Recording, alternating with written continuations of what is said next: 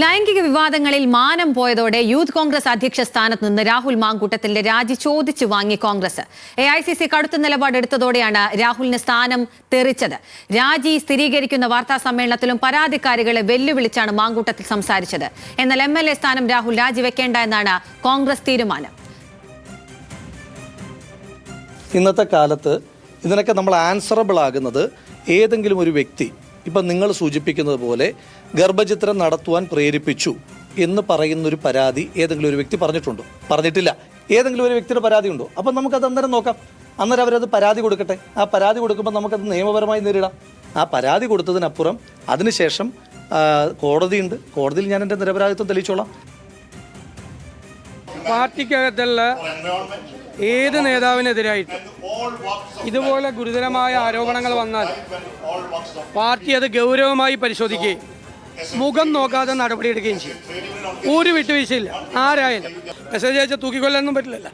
Message അയച്ചാൽ ചെയ്യേണ്ട കാര്യത്തിൽ എന്താണെന്ന് വെച്ച്, പക്ഷേ ഉയർന്നു വന്നിരിക്കുന്ന ഈ ആരോപണങ്ങളെക്കുറിച്ച് ഞങ്ങളുടെ പാർട്ടി ഗൗരവതരമായി പരിശോധിക്കുകയും അതിന് നടപടി സ്വീകരിക്കുകയും ഞാൻ ആവർത്തിച്ച് പറയുകയാണ്, അതിന് ഞാൻ തന്നെ മുൻകൈ എടുക്കും. വിവരങ്ങളുമായി VS അനു ഉണ്ട്. അനു, നടപടിയെടുക്കേണ്ട നിവൃത്തികേടിലാണ് പാർട്ടി ഇപ്പോൾ എത്തിപ്പെട്ടിരിക്കുന്നത്. എന്തൊക്കെയാകും ഇനിയുള്ള നടപടിക്രമങ്ങൾ? വിശദാംശങ്ങൾ. ലൈംഗിക വിവാദങ്ങളിൽ അങ്ങേയറ്റ പ്രതിരോധത്തിലും നാണക്കേടിലുമായ രാഹുൽ മാങ്കൂട്ടത്തിൽ MLA കോൺഗ്രസ് യൂത്ത് കോൺഗ്രസ് അധ്യക്ഷ സ്ഥാനത്തിലേക്കുള്ള അദ്ദേഹത്തിൻ്റെ രാജി ഇന്ന് കോൺഗ്രസ് നേതൃത്വം ചോദിച്ചു വാങ്ങിയിരിക്കുന്നു. AICC നേതൃത്വത്തിൻ്റെ കടുംപിടുത്തമാണ് ഇങ്ങനെ ഒരു നീക്കത്തിലേക്ക് കോൺഗ്രസിനെ നയിച്ചത്. കാരണം അത്രമേൽ കോൺഗ്രസിനെ പ്രതിരോധത്തിലാക്കിയിരിക്കുകയാണ് രാഹുൽ മാങ്കൂട്ടത്തിൽ. കാരണം ഇത് ഏതെങ്കിലും ഒരു പരാതിയല്ല, ഏകദേശം 9ഓളം പരാതികളാണ് AICC നേതൃത്വത്തിന് മുന്നിലേക്ക് രാഹുൽ മാങ്കൂട്ടത്തിനെതിരെ ഇപ്പോൾ വന്നിരിക്കുന്നത്. അതിൽ ഏറ്റവും പ്രധാനം ഒരു മുൻ MP മകളുടെ പരാതി പോലും രാഹുൽ മാങ്കൂട്ടത്തിനെതിരായി AICCയുടെ മുന്നിലേക്ക് എത്തിയിട്ടുണ്ട്. ഇതോടുകൂടിയാണ് ഈ നേതാവിനെ ഇനി സംരക്ഷിക്കേണ്ടതില്ല എന്നുള്ള ഒരു കടുത്ത നിലപാടിലേക്ക് പാർട്ടി നേതൃത്വം നീങ്ങുന്നതും രാഹുൽ മാങ്കൂട്ടത്തിനെ ഈ പറയുന്ന യൂത്ത് കോൺഗ്രസ് അധ്യക്ഷ സ്ഥാനത്ത് നിന്ന് മാറ്റാൻ വേണ്ടി തീരുമാനിക്കുകയും ചെയ്തു. പക്ഷേ ഇന്ന് മാധ്യമങ്ങൾക്ക് മുമ്പിൽ ഈ രാജിക്കാര്യം പ്രഖ്യാപിക്കാനെത്തിയ രാഹുൽ മാങ്കൂട്ടത്തിൽ അതേസമയം തൻ്റെ നിലപാട് ന്യായീകരിക്കുകയും വെല്ലുവിളിക്കുകയും ചെയ്യുന്ന ഒരു നിലപാടാണ് ഇന്ന് സ്വീകരിച്ചത്.